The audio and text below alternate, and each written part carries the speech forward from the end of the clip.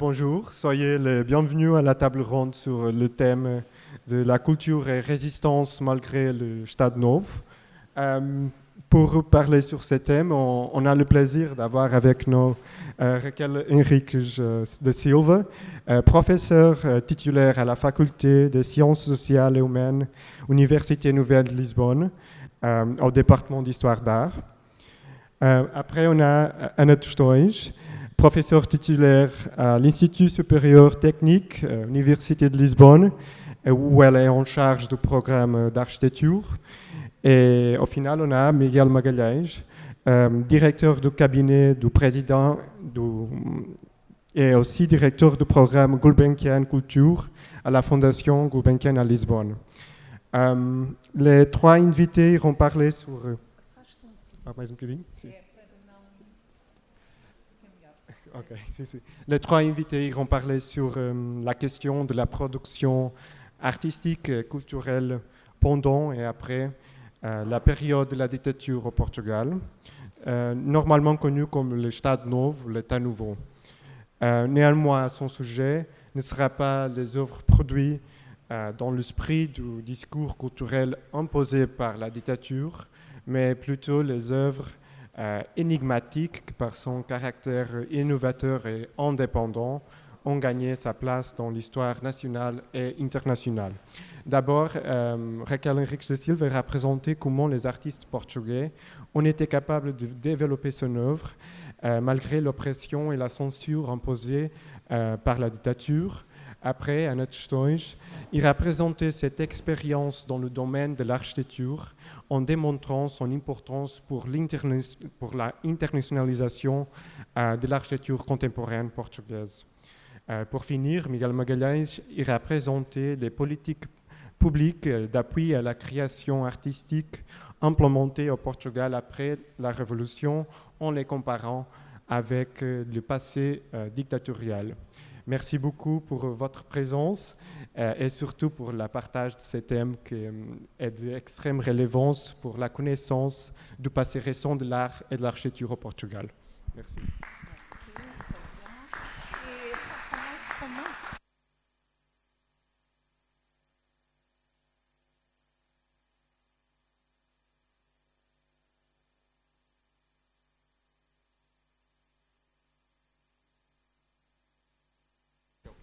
On va commencer même pour la question principale. Je vais parler de deux choses différentes. Au commencement, je parle très brièvement et pour les gens qui ne connaissent pas, c'est pas facile, mais on a très peu de temps, que c'est la question de l'art du régime. Évidemment, c'est de ça que, premièrement, on nous a demandé de parler. L'art pendant l'État nouveau. L'État nouveau commence au Portugal en 1933. Il va jusqu'au 1974, la révolution du 25 avril. C'est un régime dictatorial. Et très proche, mais aussi avec des différences avec l'Espagne, sont les dictatures du Sud, qui sont restées après la victoire des Alliés à la fin de la Seconde Guerre mondiale. Tout le monde pensait, au Portugal et en Espagne, que la victoire des Alliés, c'était la fin de Salazar et Franco, mais c'est pas comme ça que les choses sont passées, se sont passées. Okay. Alors, je ne vais pas parler de Salazar, mais il est là. Il est là avec, comme professeur de finances publiques à l'université de Coimbra. Il a des origines très modestes. Il est d'une droite militante au catholicisme. C'est une alliance très forte, le Estado Novo, entre l'Église et l'État. Mais toujours, il a voulu se cacher, ou il dit qu'il voulait se cacher. c'est pas Mussolini, c'est pas même Franco. Les images de Salazar ne sont pas très fréquentes. Et je le mets là, une sculpture traditionnelle dans une tradition de la sculpture du 19e, avec son homme pour la culture, Antonio Ferro. Sim, não funciona. Funciona. Mais là, même au commencement, nous n'avons pas la date, mais peut-être que ce sera les années 30, un merveilleux dessin d'un grand moderniste portugais, Bernardo Marques, qui montre avec une voix satirique, non, le petit Antonio Ferro, qui va être une espèce de ministre de la Culture, qui est soigné par Salazar lui-même. L'art du régime, ça a été surtout un art pour l'étranger. Salazar disait que l'important, c'était ce qu'on pouvait voir de l'extérieur. Il a la question de l'image et d'une image positive. Il a eu de succès là-dessus, parce que l'image du Portugal était quand même pas antipathique en Europe et aux États-Unis de l'Europe, de l'Amérique. Et c'est son équipe qui ont fait les pavillons des foires internationales, ici à New York et après à Paris, la très importante exposition de 1937, pendant déjà la guerre civile en Espagne, où au pavillon espagnol de la République, Picasso est exposé à Guernica, il y avait le pavillon soviétique, il y avait le pavillon nazi de l'Allemagne et le pavillon du Portugal dessiné par Caio do Amaral, c'est un architecte qui a une Tostões à étudier. Et c'est un modernisme un peu banal, avec une mémoire des traditions populaires. Salazar ne voulait pas faire l'industrie, le développement industriel ne l'intéressait pas. Et c'est toujours un peu cette mémoire d'une société traditionnelle qu'on trouve.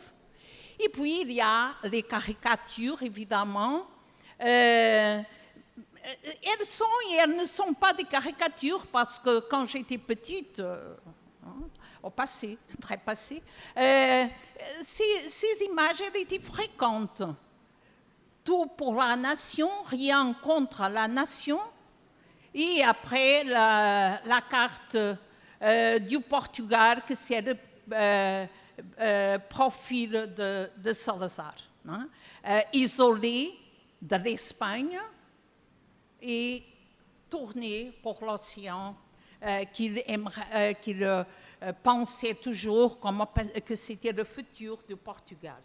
Et puis la grande exposition du monde portugais, 1940, à Belém, ça a été, Salazar avait pensé cette grande exposition d'histoire, d'art et culture avant le commencement de la guerre. Et puis il a décidé de la maintenir. Saint-Exupéry, dans ses vols nocturnes, passe sur Lisbonne et il écrit dans son journal qu'étrange ville est celle-là où il y a de la lumière. Toute l'Europe était sans lumière, sauf Lisbonne, qui n'avait pas de guerre. Bon, et ce sont ces images très fortes des monuments du régime, d'un régime qui va avoir sa dernière raison de l'être à la guerre coloniale qui commence à 61. Bon, mais ça a été la première partie. Et ce que je vais parler maintenant, c'est quelque chose qu'on peut dire que c'est le contraire. L'histoire, c'est toujours très complexe, évidemment. Et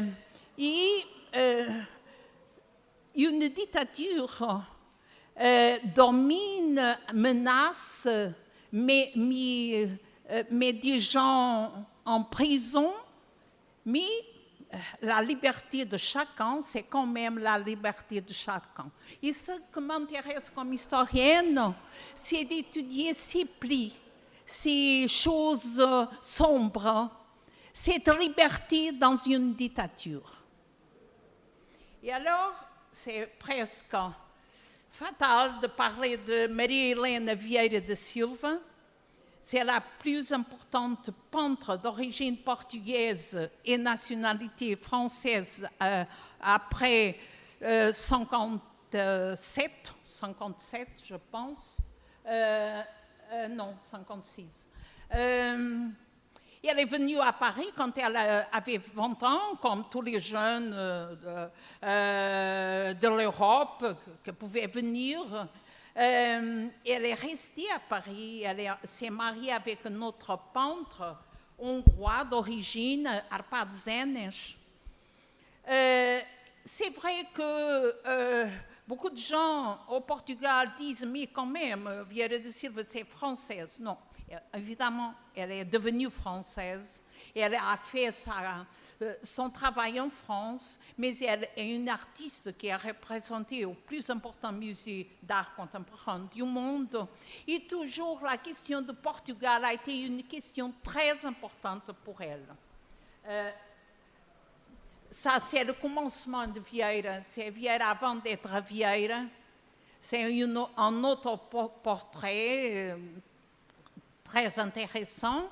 Et là, ce petit dessin, que c'est la famille, c'est son portrait, le portrait qu'elle fait d'Árpád Zenes.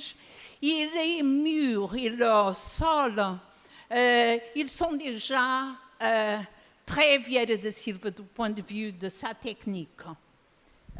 Et ça, c'est déjà Vieira da Silva des années 30. Et c'est la définition de sa stylistique, c'est à Lisbonne, les années 30, qu'elle a travaillé beaucoup à Lisbonne, qu'elle l'a travaillé. Et c'est elle qui dit, excuse-moi, c'est un portugais, c'est un portugais, mais elle parle des azulejos sur les murs des maisons de la ville, comme une influence très importante pour elle. Quand la guerre est arrivée en 1939, elle et son mari, Árpád Zenes, sont partis à Rio de Janeiro. Árpád Zenes était juif, la question de la nationalité c'était compliqué pour eux. Elle est partie pour une question de prudence. Et elle a fait à Rio de Janeiro cette histoire tragique maritime au naufrage de 1944. Pour moi, c'est une image incroyable de la guerre. Et les guerres sont toujours pareilles. Et là, c'est une embarcation et c'est une grande onde comme ça, vague, une grande vague.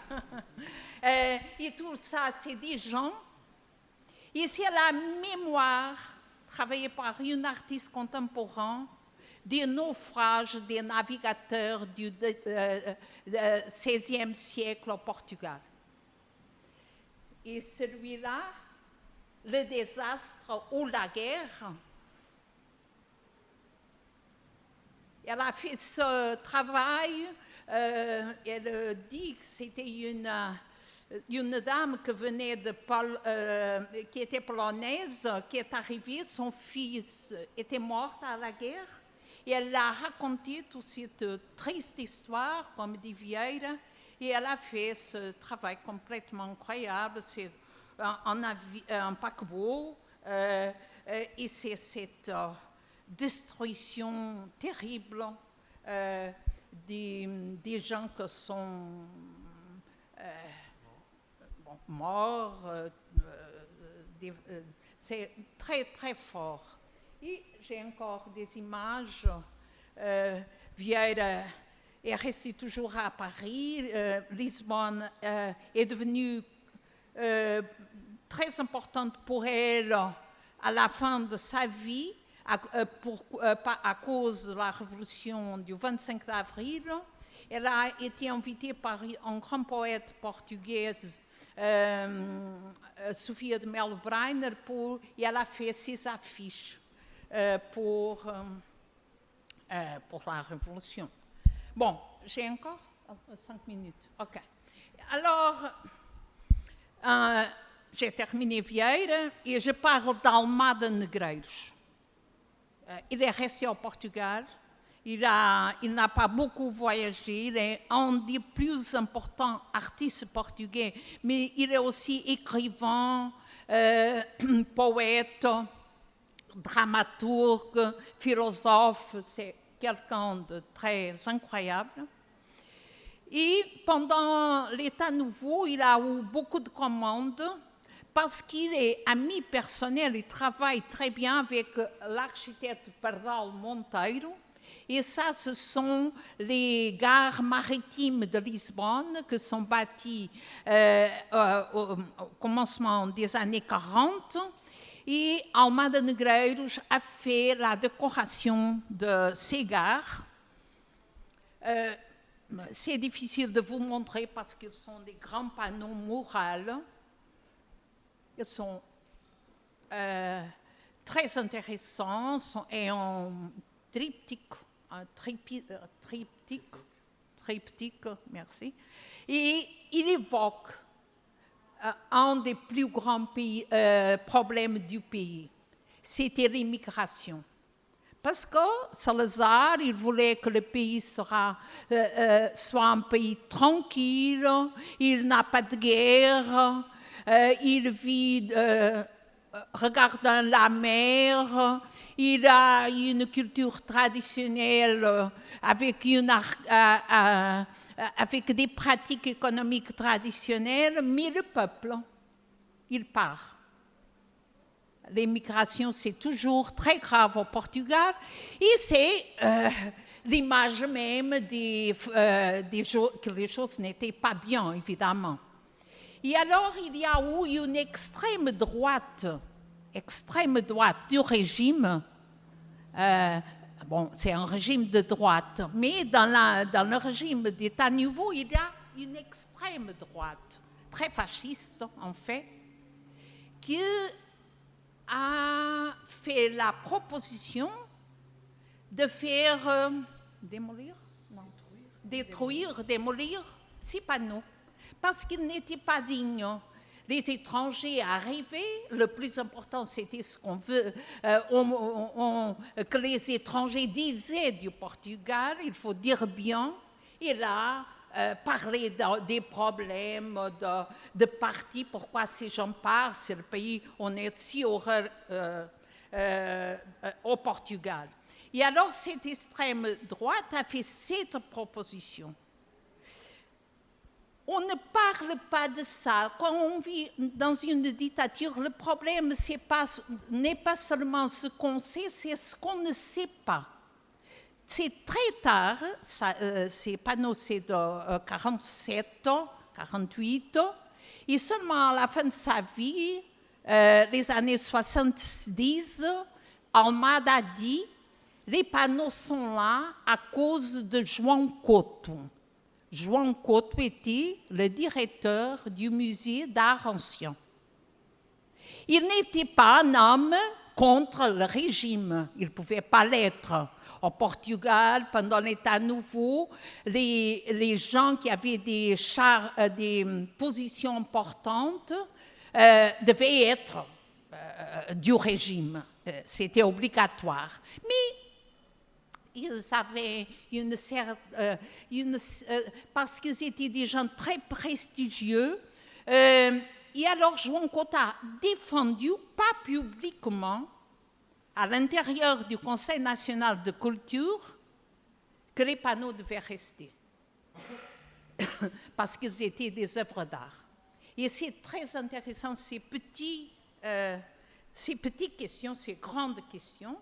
C'est l'autre, avec des nègres, avec des artistes ambulants de cirque. Il n'était pas digne. Et la dernière, je vais terminer, c'est Jorge Vieira, cette maquette que Jorge Vieira a présentée en 1952 à un concours international de sculpture à Londres. C'était beaucoup de France, il y a 4 ou 5 sculpteurs qui ont eu des prix. Jorge Vieira a fait cette proposition d'un monument aux prisonniers politiques inconnus, et c'est une des plus...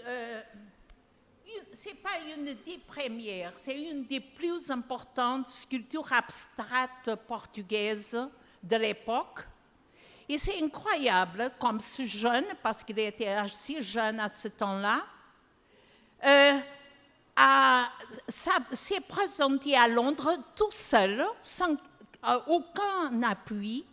C'est pas le concours devait être national, mais dans un concours national, c'était impossible de présenter un travail comme celui-là.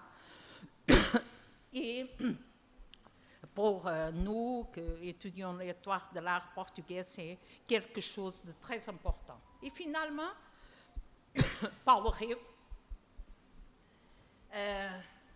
tel que Vieira de Silva, elle est partie, pas à Paris, mais à Londres. Elle est aujourd'hui anglaise, de nationalité, mais elle aussi a une mémoire très importante du Portugal.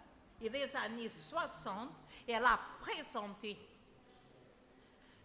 pas avec ce titre, le titre c'était un autre, mais le vrai titre c'est celui-là, Salazar vomit la patrie. Merci bien.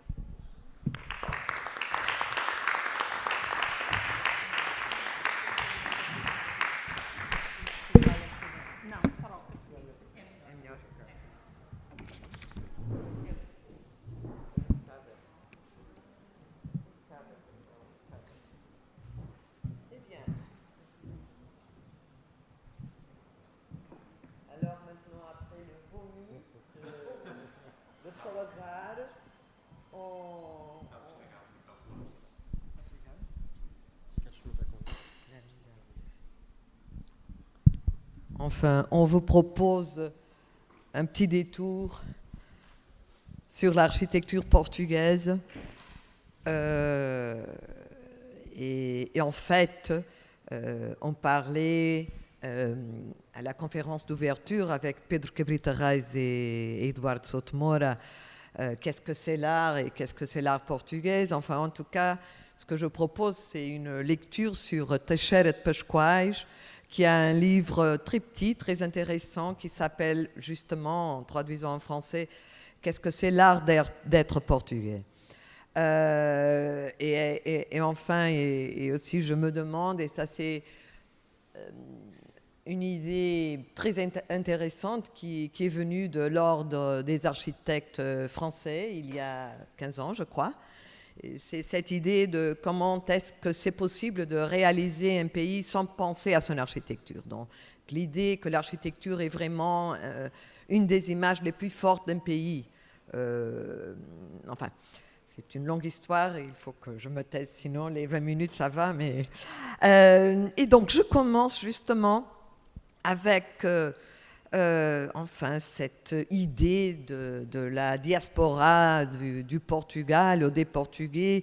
Et en fait, cette carte elle m'a été montrée très curieusement par Fernand Tavre, pas par un géographe, pas par un historien. Il m'a dit, ah non, non, non, non, à la Société de la géographie, il y a cette carte absolument extraordinaire où les lieux où les Portugais sont arrivés sont signés de rouge. Et donc je crois que dans cette, dans ce voyage très court et très bref sur l'architecture portugaise du XXe ou de la deuxième moitié du XXe, parce qu'on a un peu choisi cette chronologie, je crois que c'est important de comprendre les relations de transfert d'un côté à l'autre. Donc l'idée qu'en fait le Portugal c'est un très ancien pays avec les frontières très délimitées, très bien délimitées dès le XIIe siècle, donc une culture très de Finistère on peut dire, mais avec beaucoup de mélange et de transfert. Et on peut dire qu'à la fin des années 60, et je commence avec cette image que j'aime bien de femmes qui conduisent, donc au temps de Salazar, on pourrait dire que c'était pas si normal ça, mais c'était possible en fait. Et ça, c'est déjà un film de 71. Mais en fait, au cours des années 60, alors que le régime était à bout de souffle, le pays, on peut dire que s'ouvre définitivement à l'extérieur et et s'affirme pleinement la contemporanéité de l'architecture au Portugal. Ça, c'est une des œuvres, je pourrais dire, majeures des années 50. C'est une commande publique, parce que c'était assez difficile d'avoir des commandes publiques qui permettraient d'avoir une expression vraiment moderne. Et donc c'est très intéressant parce que cet auteur, il va être un des qui va former le groupe du nouveau siège de la Fondation Gulbenkian. Mais allons-y à 61, qui est un moment très spécial. Donc c'est le début de la guerre coloniale, premier en Angola et qui s'étend l'année suivante à Mozambique. Et c'est aussi, disons, le début d'une autre vague d'émigration. Ce n'est pas la première. Il y a eu pour le Brésil à la fin du 19e, il y a toujours l'émigration. Mais c'est la grande immigration de main-d'œuvre vers la France. Et peut-être on a beaucoup de liaisons, 70 ans après tout ça. Et aussi, c'est le moment de la fuite des jeunes qui refusent la guerre. Et ça, en fait, renforce irréversiblement la contestation au régime, ce qui provoquera, comme on sait, la révolution démocratique de 74 et la fin de l'empire colonial. Mais cette année-là, c'est aussi la marcation très intéressante en ce qui concerne l'architecture de, je peux dire, trois œuvres majeures. D'un côté, le siège et le musée de la Fondation Gulbenkian. Et j'aime bien ce petit journal, ce petit cahier de Togui, qui est un cahier de 59 où il commence à griboutage, il commence à dessiner, à faire des petits esquisses lorsqu'il parle au téléphone. Et c'est justement avril 59, le moment du concours pour l'édifice. Mais cette année-là marque aussi la publication de l'architecture populaire au Portugal, un livre de référence, et le début de Alvarez, alors très jeune, qui travaille déjà à la piscine, comment dit-on, des marais, et aussi une église absolument différente, je peux dire, qui va enfin être érigée à Lisbonne. Mais il faut regarder un petit peu cet empire aller un petit peu aux colonies africaines pour comprendre ce qui se passe aux années 60.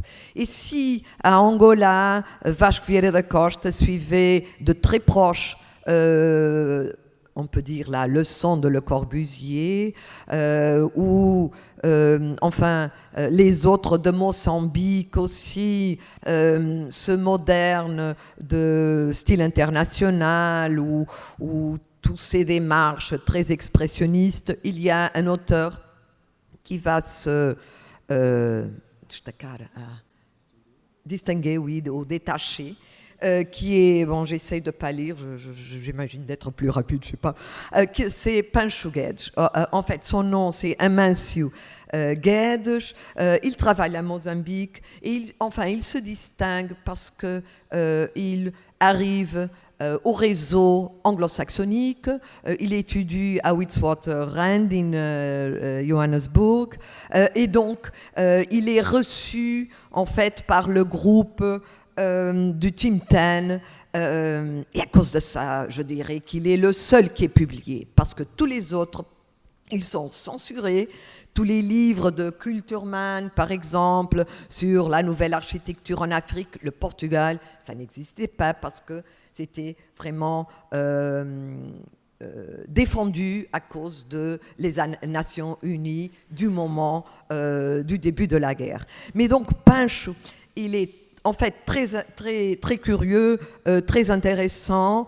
Il défend le droit à une architecture. Donc ce texte, I claim for architects the rights and liberties that painters, poets have held for so long. Donc cette idée de échange entre les arts visuels et l'architecture. En fait, il reçoit chez lui Malangatana, et à cause de ça, Malangatana est aujourd'hui un grand peintre africain. Pancho, avec ses réseaux anglais, hollandais, italiens, Giancarlo De Carlo, Van Eyck, tout ça.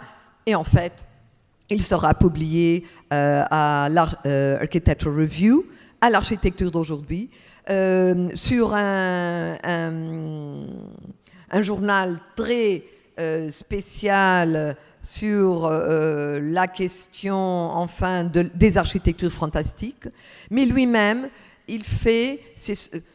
C'est pas seulement, disons, les auteurs de la métropole, disons, du petit Portugal européen ou à l'Europe, qui regardent, enfin, l'explosion et les manifestations, disons, populaires. Lui aussi, Pancho, il fait une recherche sur les Maponga et il la reprend dans son architecture, et en plus, il la publie sur Aujourd'hui, Art et Architecture. Et le plus marrant, c'est que finalement, Tristan Tzara le va découvrir en 61, et ils deviennent amis, et donc c'est à cause de ça que j'ai intitulé cette série comme Il faut aller au bout du monde pour découvrir les choses les plus extraordinaires. C'est en fait une phrase de Tristan Tzara lorsqu'il a découvert ce prodige de l'architecture de Pancho Guedes. Mais je vous propose de retourner en Europe, retourner en France, regarder Paul Ricoeur, qu'au début des années 50 se demandait sur la question de la globalisation et enfin si les civilisations avec de l'identité, de l'histoire, elles étaient obligées à tout abandonner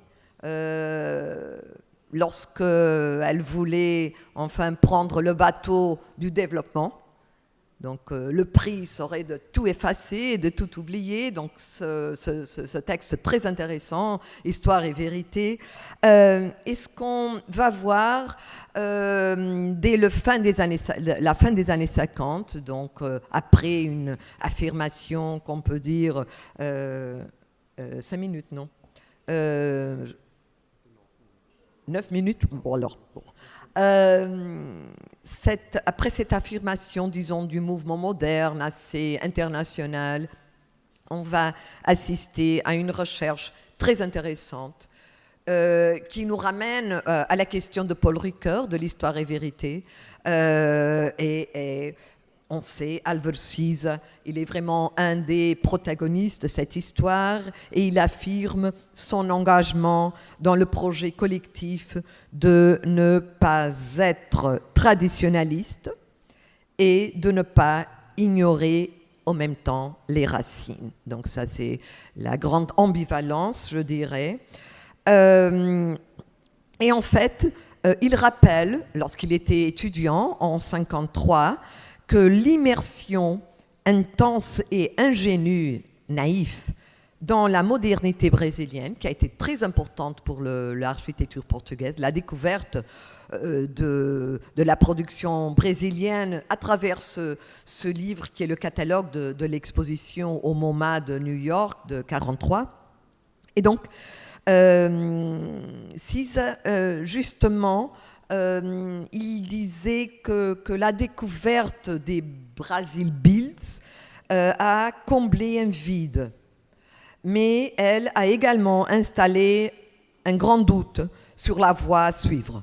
Et il y avait l'idée que cette adhésion euphorique avait ses limites et que les questions lancées par Távora en 1947 dans le problème de la maison portugaise rendait légitime et nécessaire la révision du mouvement moderne, de son orthodoxie, de son fonctionnalisme et de son internationalisme excessif. La même année, Keil do Amaral, qu'on a déjà parlé, qui était l'auteur du pavillon du Portugal en 1937 ici à Paris, à l'exposition internationale, appelait à l'initiative nécessaire pour connaître le pays véritable. Et cette déclaration est à l'origine, en 1955, de l'enquête à l'architecture régionale portugaise, qui va enfin faire lumière sur un pays, sur les modes de vie aussi. Et c'est très intéressant qu'une fois de plus, enfin, on souligne les transferts. Elle a tout à voir avec la quête de Lúcio Costa, donc le grand stratège de la moderne architecture brésilienne, qui appelait, 10 ans avant, le texte de Keil sur la documentation nécessaire. C'est très, très intéressant, ça. Et en 60, et on est déjà sur enfin l'impact. Donc, c'est avec le support de la Fondation Gulbenkian que Távora va entreprendre un voyage d'études aux États-Unis. Et en fait, anticipant, je dirais, la réflexion de Paul Ricoeur, Távora tente de mettre en équation la façon dont le moderne pourrait aller de part avec le monde portugais. Et c'est son contact avec l'Amérique qui lui permet de clarifier, je dirais, l'art d'être portugais. Et c'est son... et donc pour lui, on peut dire que l'Amérique est un magnifique laboratoire, et je le cite, parce qu'il est essentiel de la connaître exactement, surtout pour savoir ce qui doit être évité à tout prix. Donc la relation avec l'Amérique est le pire.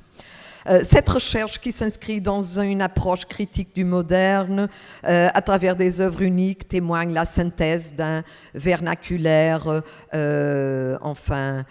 très créative qui a tout à voir avec cette idée d'une magie propre de l'art ibérique. Et donc on peut voir un certain retour aux sources, aussi une approche à l'industrialisation, au lieu à l'idée de construire et de penser l'architecture en contexte, à travers beaucoup d'auteurs, Raul Estes Freire, Matos Freire par exemple, et c'est vraiment, disons, le moment d'une espèce d'explosion universelle, qu'on peut dire que dans ce Portugal des années 50, conservateur, fermé au monde et résistant au progrès, le progrès qu'on a compris que Salazar évitait à tout coup, la création de la Fondation Gulbenkian apparaît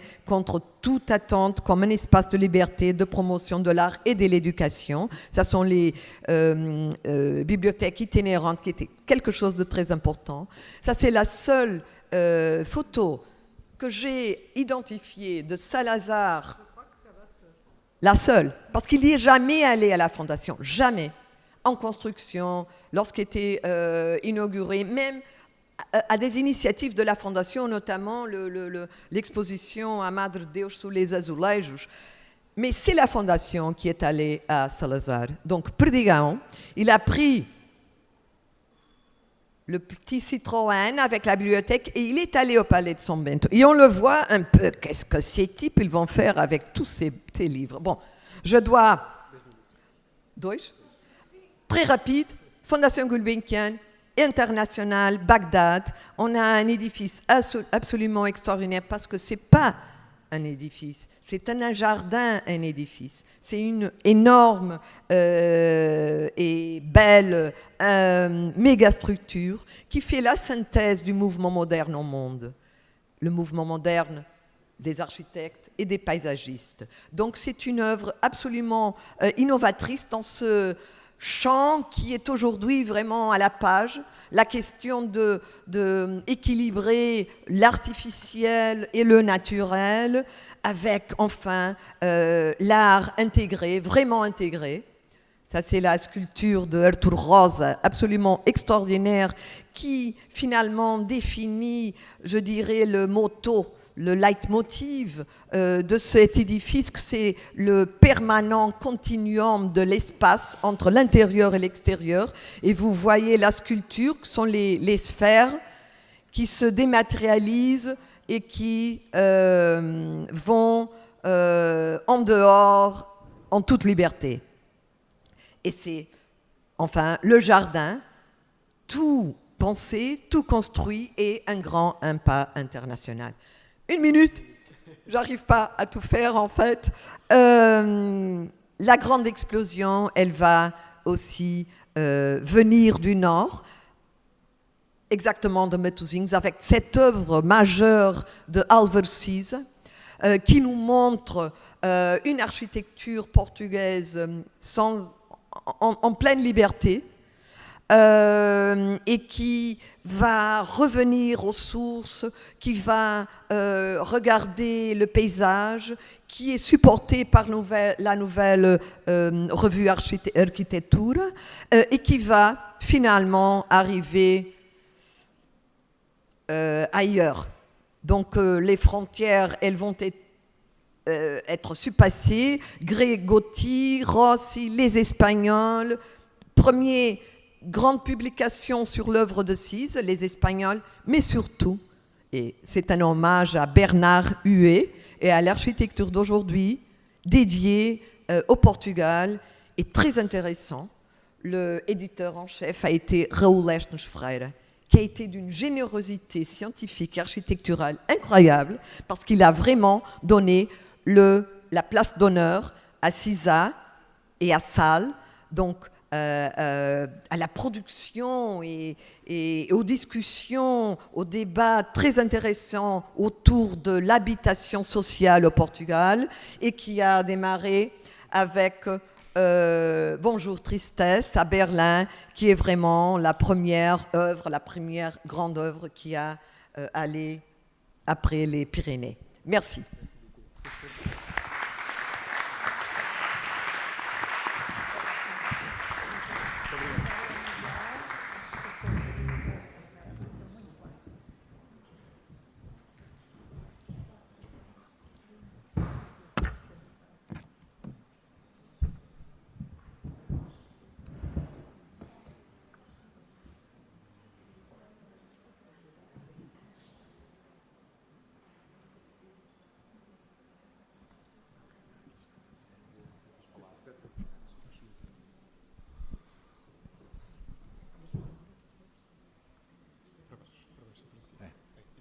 Okay. Bonjour, un grand merci d'être là et merci pour l'invitation. Je pense que je suis plus intimidé d'être à côté d'Anna et Raquel que de la communication en soi. Je vais beaucoup parler de la Fondation Gulbenkian, je m'excuse, je vais lire aussi. Et je vais essayer de survoler un peu le lendemain du paysage culturel portugais après le 25 avril 1974.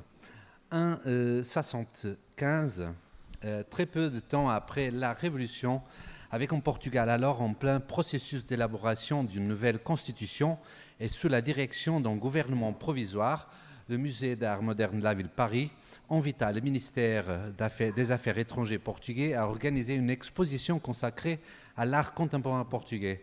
Cette exposition compterait sur un partenariat avec l'Association française d'action artistique ainsi que sur la collaboration de la section portugaise de l'Association internationale des critiques d'art Laika, dont la présidente est parmi nous. Et elle constituerait une présentation de l'art produit au Portugal de 1940 à 1970. Il était prévu que l'événement commence au mois de mai 1975 à l'occasion de la visite du président de la République portugaise à Paris. La liste de 36 artistes fut annoncée peu de temps auparavant et les réactions ne se firent pas attendre. Choisis par un groupe de critiques d'art et de représentants de diverses institutions, les artistes de la sélection comptaient dans leur rang certains des créateurs les plus importants et les plus représentatifs de l'époque. Un groupe d'artistes et d'enseignants qui n'avaient pas été retenus tenta alors de s'opposer à la tenue de l'exposition en alléguant que s'y manifestait du dirigisme culturel de la part du gouvernement portugais. Cette démarche parvint à ses fins et à la suite d'une décision de l'état-major des forces armées, l'exposition fut suspendue, son ajournement étant proposé afin que puissent être étudiés les critères de sélection. L'exposition eut finalement lieu un an plus tard au Musée d'art moderne de Paris, après que le gouvernement français eut réitéré son invitation. Cet incident traduit partiellement l'explosion d'énergie et de forces contradictoires des années qui suivent la révolution du 25 avril 1974. Dans les dernières années de la dictature, les signaux d'une inquiétude progressive apparaissaient dans les milieux artistiques et les premières manifestations d'une contemporanéité timidement attentive à ce qui se passe dans le reste du monde se font jour. En 1974, la Fondation Carlos Gulbenkian a déjà pratiquement 20 ans. Et à cette époque, en plus de l'édification du bâtiment qui abritera ensuite la merveilleuse collection de Carlos Sargis Gulbenkian, de la construction d'un auditorium, de la création d'un orchestre et du ballet Gulbenkian, elle finance des bourses d'études hors du Portugal dont bénéficie une génération de talents dans tous les domaines artistiques.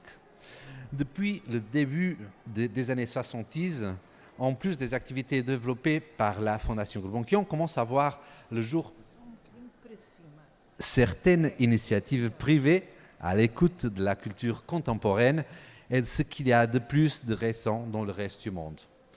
Dans le domaine des arts visuels, on assiste par exemple en 1973 à la création de la galerie Quadrum, important centre d'où ont irradié les avant-gardes lisboètes dans les premières années de la démocratie, et à celle de l'école de formation artistique Arco, un établissement, une école qui existe encore aujourd'hui. Dans le champ du cinéma, c'est l'avènement du nouveau cinéma portugais, avec la création du Centre portugais du cinéma, qui bénéficie du soutien de la Fondation Gulbenkian, et des auteurs comme Manuel de Oliveira, António Cunha Teles ou Paulo Rocha voient les œuvres être financées et produites. Le Centre portugais du cinéma, créé en 1969, produit des films entre 1970 et 1976. Dans le domaine théâtre, durant les années qui précèdent immédiatement la Révolution, on assiste à la création des compagnies qui marqueront des décennies suivantes au Portugal, que ce soit celle du théâtre da Comuna, celle du théâtre de la Cornucopia ou de la compagnie Seva Troupe à Porto. Naturellement, on ne peut pas omettre les structures comme le CITAC, le Centre d'art plastique à Coimbra, le Ciné-Club Porto ou le Théâtre expérimental de Porto, actif dès les années 50 et lieu de d'éclosion de nombreux artistes, acteurs, metteurs en scène, écrivains et poètes qui, dans les limites imposées par la censure, explore et expérimente peu à peu la modernité. L'énergie que la révolution du 25 avril libère va se traduire de diverses manières, par un débat idéologique difficile, parfois violent, mais aussi par des démarches politiques et poétiques de décentralisation de la culture et d'éducation populaire.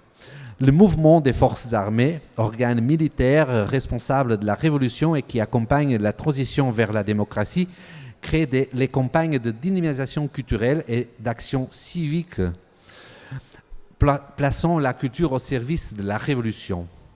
C'est la terminologie de l'époque. Durant presque 2 années, sont organisées d'innombrables campagnes de nature artistique et culturelle ayant pour but d'apporter la culture dans toutes les parties du territoire national, en particulier aux populations les plus dépourvues du contact avec ce domaine. Ces campagnes sont un premier pas vers un véritable processus de décentralisation culturelle, au même titre que, par exemple, les campagnes d'alphabétisation ou le projet SAL, le service de apoio ambulatório local, c'est le service mobile de soutien local, un projet public novateur des constructions des logements en collaboration avec les habitants et avec la participation des plus jeunes architectes et urbanistes de l'époque, dont Anna a évoqué certains. Entre toutes ces actions de nature plus politique, bien que durant ces premières années tout ait été politique, on ne perdait pas de temps et le milieu artistique, tout comme les initiatives individuelles ou institutionnelles, réussir à anticiper les actions de nature publique ou du moins à réagir face à elles.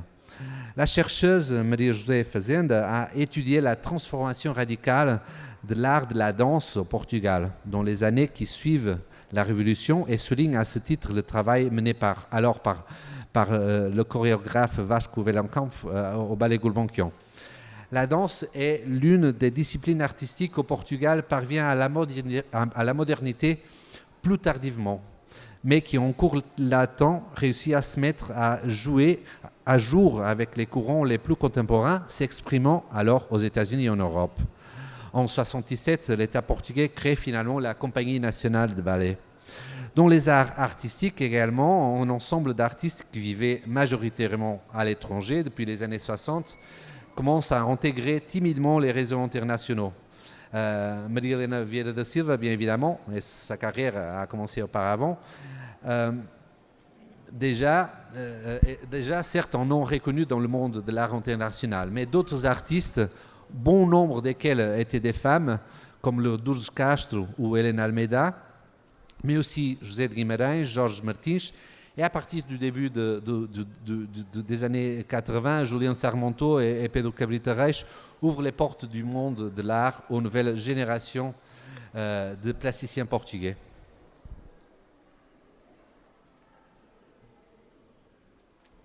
J'ai échangé les images, je m'excuse. En 1977, José Ernesto de Souza, artiste et agitateur de la vie culturelle proche du mouvement Fluxus, organise l'exposition Alternativa Zero. Pour être tout à fait exact, c'est davantage qu'une exposition, il s'agit d'un ensemble d'initiatives qui rassemblent certains des noms, pas nécessairement des jeunes créateurs, dont le travail caractérise les années 70 au Portugal. Cette initiative restera une référence et marque d'une certaine façon l'entrée des arts visuels portugais dans la contemporanéité européenne. En réalité, au Portugal, les institutions ne sont jamais éloignées de l'avant-garde. C'est un des avantages d'être un petit pays.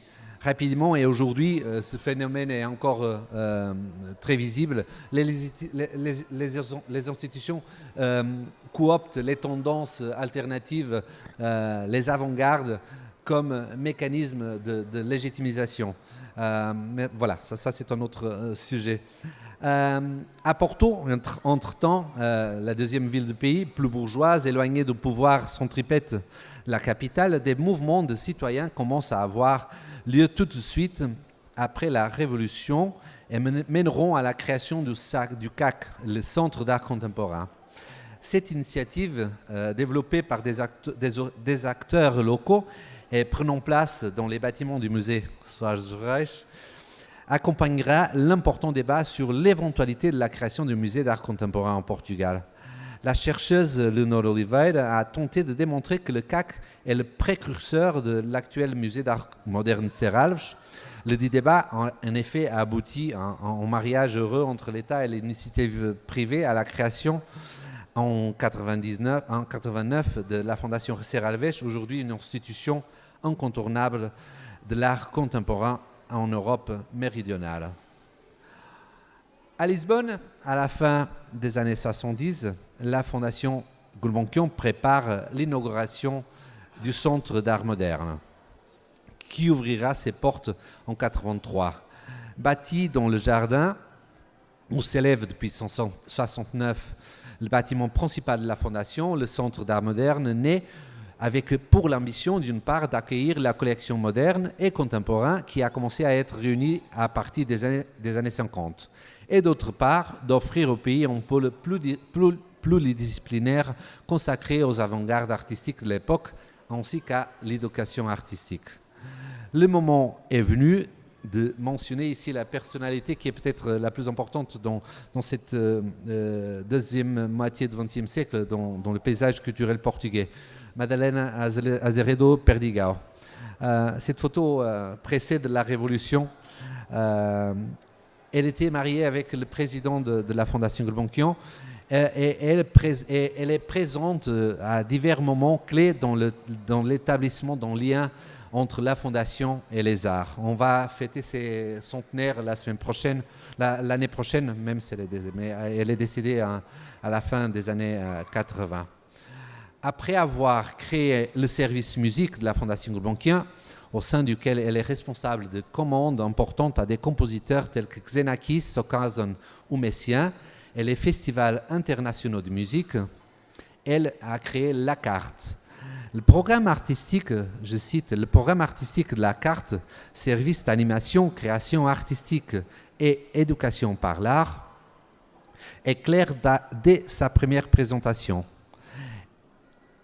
et est réaffirmé dans les multiples textes du programme de spectacle, dans des entretiens et dans des communications postérieures. Fondée sur la pluridisciplinarité pratique que Madalena Perdigão souhaite établir aussi dans les programmes éducatifs, il a pour but d'être un point de confluence des cultures populaires, urbaines et suburbaines. Il revendique le statut de plateforme internationale pour l'art. Il mise sur le caractère festif et rassembleur dont peut bénéficier la culture, sur l'attention accordée à ce qui est nouveau, sur la formation de réalisateurs de films d'animation, sur la formation informelle mais continue du public et sur l'éducation par l'art. L'impact qu'a eu La Carte sur le public, sur les médias ou sur la critique spécialisée ne saurait être sous-estimé. Pardon.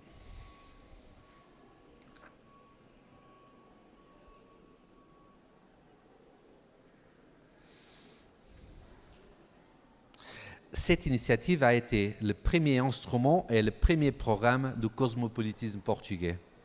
C'est avec l'entrée tant désirée dans la communauté économique européenne en 1986 et avec la libre circulation des personnes et des biens que surviennent les grands événements culturels européens. Il est important de rendre justice à ces initiatives qui sont arrivées à un moment de charnière dans l'histoire culturelle portugaise et qui ont été d'une utilité et d'une efficacité immense.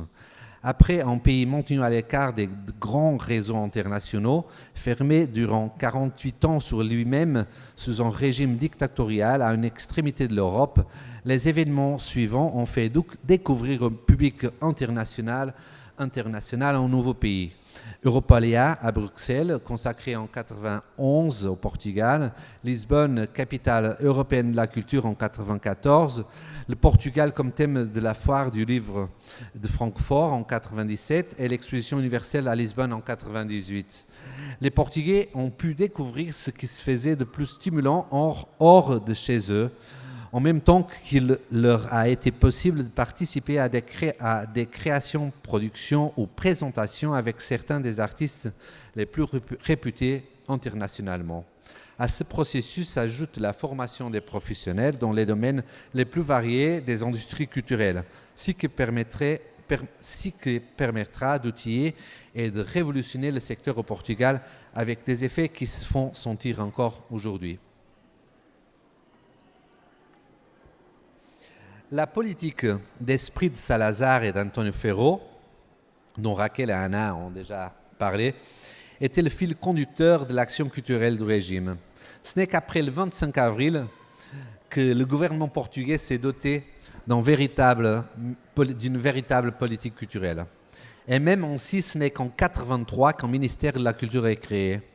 Entre 1974 et 1983, la politique culturelle a été pilotée par un secrétariat d'État à la culture, ou bien elle entrait dans les prérogatives d'un portefeuille de l'éducation dans notre vie et sur la planète, l'impact du capitalisme parmi d'autres. En décembre de l'année passée, une nouvelle polémique a éclaté. Elle a des points communs avec celle qui était survenue en 1975, à l'occasion de l'organisation de l'exposition au Musée d'Art moderne de la ville de Paris. Le gouvernement portugais, et en particulier le ministère de la Culture, sont accusés de dirigisme culturel. Et cette fois-ci, en plus de racisme, dans le choix de l'artiste chargé de représenter le Portugal à la Biennale de Venise. D'un groupe sélectionné par un comité indépendant et composé de 5 artistes, dont 4 sont des femmes, deux d'entre elles étant afrodescendantes, le jury, au terme d'un douloureux processus de notation, a exclu l'artiste Grada Quilomba, jusqu'alors celle qui obtenait la meilleure note lors du débat. Les accusations de racisme ne se sont pas fait attendre, donnant ainsi lieu à un débat important, quoique inachevé, au sujet du racisme, du néocolonialisme, de la discrimination et de la place qui occupe la question postcoloniale dans la société portugaise, et encore, bien sûr, sur le rôle de l'État dans la culture. Les débats toujours trop civils qui ont cours au Portugal ne diffèrent pas de ceux auxquels nous pouvons assister dans d'autres pays européens. Débats dans lesquels le statut de la culture et des artistes, le rôle de l'engagement militant, les attentes des artistes et des publics de la culture en relation avec le rôle des institutions artistiques et culturelles sont tous multiples. José Augusto França, doyen de l'histoire de l'art au Portugal, disparu récemment ici en France il y a seulement quelques mois, a longuement écrit sur la logique fataliste d'un éternel recommencement auquel la peinture portugaise serait condamnée en vertu des coups et des sauts dont l'histoire de l'art du pays avait souffert pour les raisons les plus diverses. En vérité, ce phénomène s'étend bien au-delà de la peinture et il touche les logiques de conception et de mise en place des politiques culturelles, les décisions politiques pour se traduire par la récurrence des mêmes polémiques au sein de l'espace public. Les fragilités de la démocratie nouvellement créée à rencontrer dans le pays au moment du 25 avril sont encore en partie à surmonter. Un système éducatif fragile, une démocratie culturelle à construire, une culture voulant tirer les fruits d'une liberté jamais stabilisée, une économie fragile. Mais d'un autre côté, nous disposons d'un maillage créatif et d'un milieu artistique inspiré, original, généreux, ouvert au monde et hospitalier. Ce sont là nos principaux atouts et sont expression des conquêtes d'une démocratie encore jeune et pleine d'enthousiasme. Merci.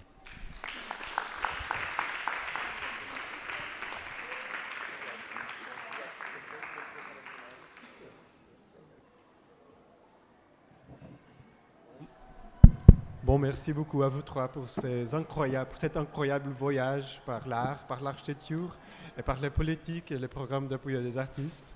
On ouvre une dizaine de minutes pour des questions du public. Je ne sais pas s'il y a quelqu'un qui veut poser une question. Oui.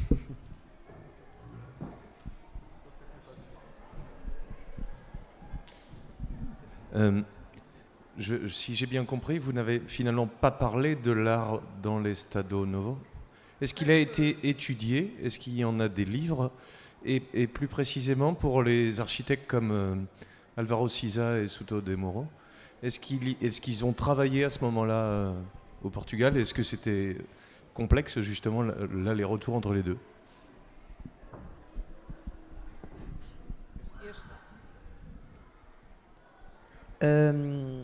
En fait, on peut dire que Estado Novo a eu des conséquences sur l'architecture portugaise, absolument. On peut dire qu'il y a un premier moment qu'on peut appeler de premier modernisme, où Pardal Monteiro, qui était le grand architecte du régime qui a fait les grandes œuvres publiques, très lié à Duarte Pacheco, qui était un ministre pro-développement, donc contre le Salazar rural agricole.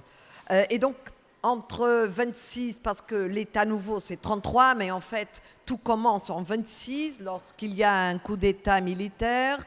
Donc entre la fin des années 20 jusqu'à 38, il y a, disons, une première vague qu'on peut dire moderniste, avec des formes qui vont chercher les courants du mouvement moderne, mais très très scénographiques et superficiels. Après, on peut dire qu'entre 38 et la fin de la guerre, c'est vraiment ce qu'on peut dire fascisme dur et pur. Il y a vraiment un recul, comme en Allemagne, en Italie, en Union soviétique, avec Staline aussi. Donc c'est le moderne, c'est international, on va faire le régional, alors c'est les mêmes volumes platoniques, cubiques, mais ils ont des choses, donc des ornements.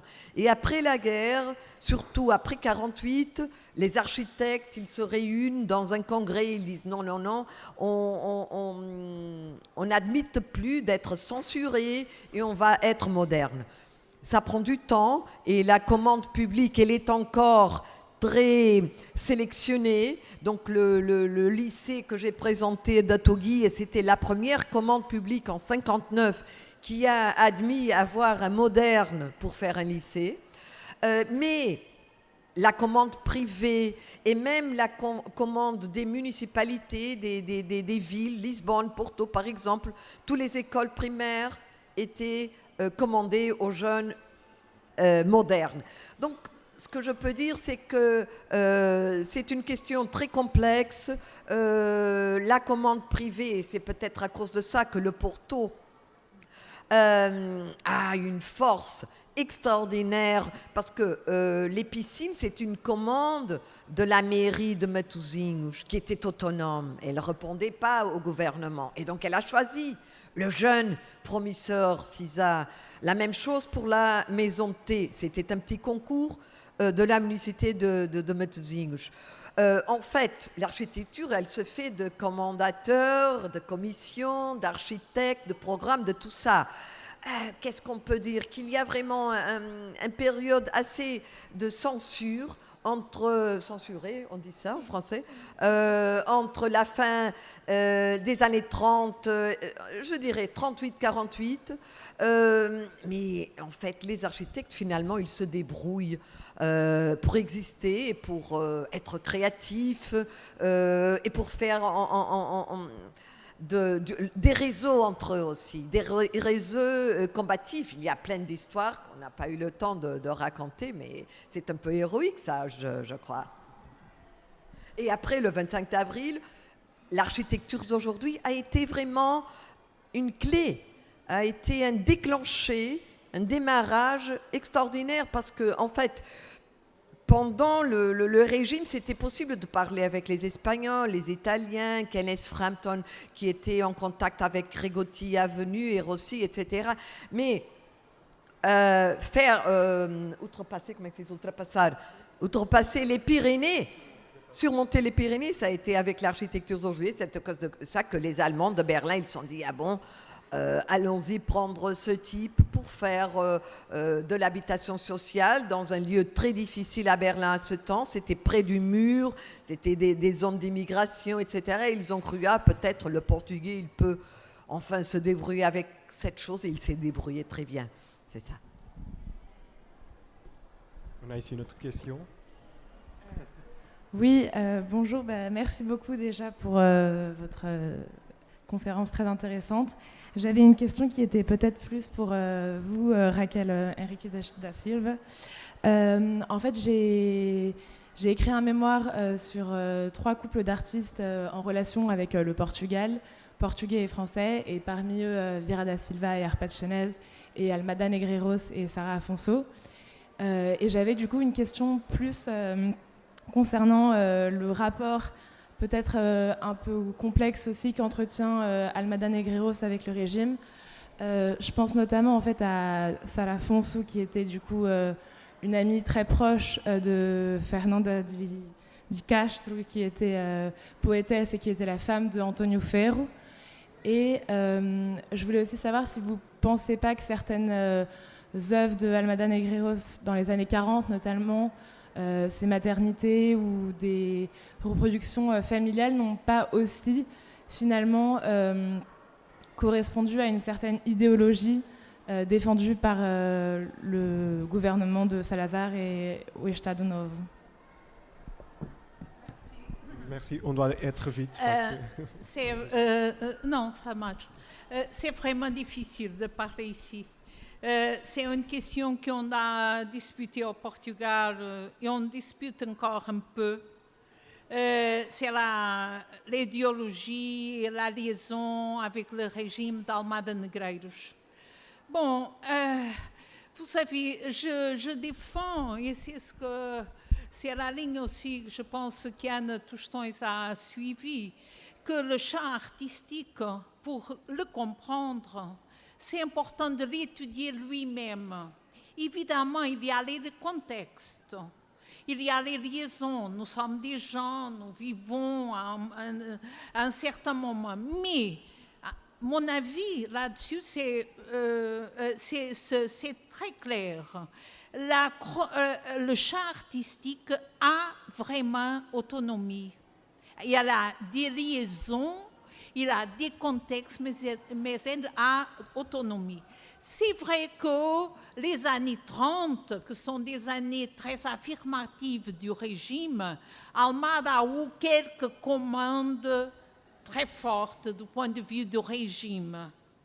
Mais c'est un moment, Almada il avait commencé les années 10 avec la génération de Fernando Pessoa, d'Orfeu, et il a vécu jusqu'à 1970. Vous voyez que le panneau qu'il a gravé au édifice siège de Gulbenkian,